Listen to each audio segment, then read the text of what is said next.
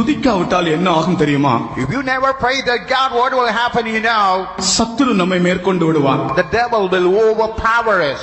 சத்துரு என்று சொல்லும்போது எனக்கு ஆண்டவர் உணர்த்தின ஒரு காரியத்தை இன்றைக்கு நான் சொல்லுகிறேன். And when God said about enemy, what God had persuaded, I want to share to you. சத்துரு என்று சொல்வது நமக்குள்ளே முதலாவது எழும்புகிற பெருமை ஆகும். What is the enemy within ourselves? The pride that is arising out of us. தேவனை துதிக்காத மனிதனுக்குள்ளே பெருமை என்கிற சத்துரு எழும்புவான்.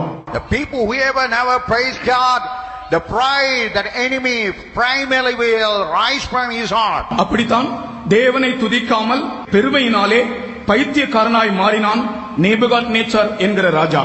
The man who never praised God, as he never praised God because of the pride, that Nebuchadnezzar became a madman. அவன் பைத்தியக்காரனாய் மாறினான். And he turned to be like an insane mad. அவன் மாட்டை போல் மாறினான், மிருகத்தை போல் மாறினான். And he turned to be like an animal. ஆனால் ரோமர்கள் நிருபத்திலே அந்த பைத்தியக்காரர்கள் யார் என்று தெளிவாக அப்போஸ்தலனாகிய பவுல் எழுதுகிறார். Even Apostle Paul is writing very clearly in the Romans, who are those insane? நாம் தேவனை துதிக்காவிட்டால் நாம் பைத்தியக்காரராகி, ஞானிகள் என்றாலும் நாம் பைத்தியக்காரராகி மூன்று விதமான சத்துருக்கள் நம்மை மேற்கொள்வார்களாம். If we never praise God, we will be made as a man, even though we were wise, and three kinds of enemies will overpower us. நீங்கள் ரோமர்கள் நிருபத்தை வீட்டிலே போய் வாசித்து பாருங்கள்.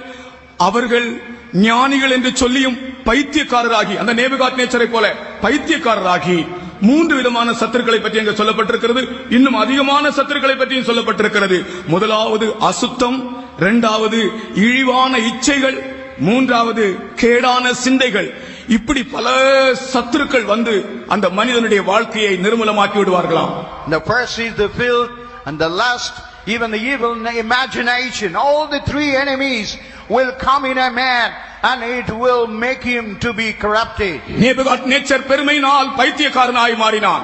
And Nebuchadnezzar, because of the pride, he became a madman. இன்றைக்கு பெருமையினால் தேவனை துதிக்காமல் அசுத்தமாயும் இழிவான இச்சைக்கு அடிமையாயும் எத்தனையோ ஆயிரக்கணக்கான ஜனங்கள் இருக்கிறார்கள். Even today there are thousands of people who never praise God, how they had given to filth and all the lusts. சிந்தையில் விடுதலை இல்லாமல் இருக்கிறார்கள். And even in the mind they have no victory. இந்த அதிகாலையிலே கர்த்தர் ஒரு சவால் உங்களுக்கு சொல்லுகிறார். And even in this early morning God is giving a challenge. கர்த்தரை துதித்து பாருங்கள். Just you try and praise God. துதிக்கு பாத்திரராகி அவரை துதித்து பாருங்கள். You praise the Lord who is worthy of praises. உங்களுடைய கேடான சிந்தை மாறும். And all your evil imagination will go away. அசுத்தமும் இழிவான இச்சை ரோகங்களும் மாறும். And all the filth and the lust will go away. நீங்கள் பைத்தியக்காரர்களாக மாட்டீர்கள். You will never be turned to be like a madman. நேபுகாத்நேச்சருக்கு புத்தி வந்தபோது, while that Nebuchadnezzar had his, அவன் அவரை துதிக்க தொடங்கினான். he started praising and exalting the Lord. அதனால் அவனுக்கு 4 காரியங்கள் கிடைத்தது. And that's why he was able to get 4 things. அவன் மேன்மை அடைந்தானாம். And he was able to get the excellence. அவனுக்கு முகக்கலை உண்டாயிற்றாம். And he had a brightness of face. யாருக்காகலும் அழகு வேண்டுமா?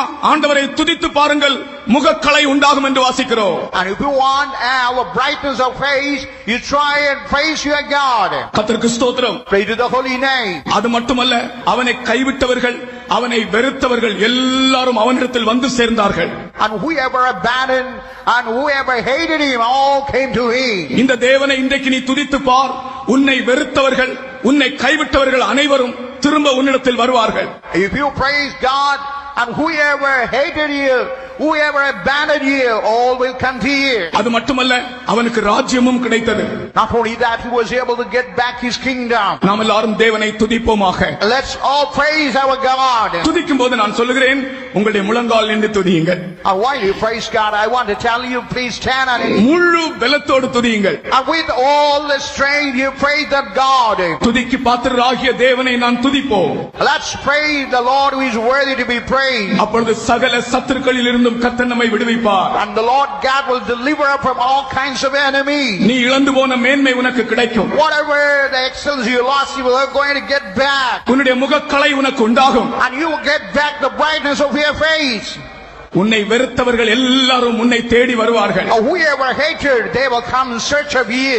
இழந்து போன ராஜ்யமும் உனக்கு கிடைக்கும். Even the lost kingdom, you are going to get it back. துதிக்கு பாத்திரராகிய தேவனை துதிப்போமா.